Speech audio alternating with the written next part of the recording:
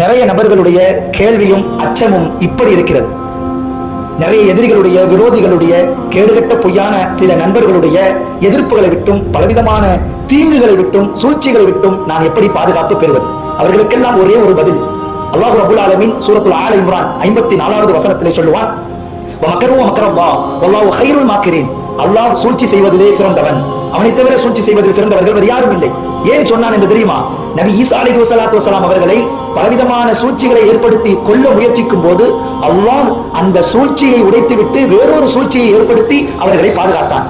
அந்த ஆயத்தை நிறைய அறிஞர்கள், ஷேக்மார்கள், வலிமார்கள் அதை பயன்படுத்தியதன் காரணம் நிச்சயமாக அவர்கள் பலவிதமான எதிரிகள், விரோதிகளுடைய தீங்குகளை விட்டும் பாதுகாப்பு பெற்றார்கள். நிறைய ஷேக்மார்கள் நமக்கு சொல்லிக் கொடுத்த வார்த்தை, காலையிலும் மாலையிலும் நீங்கள் ஒற்றைப்படையிலே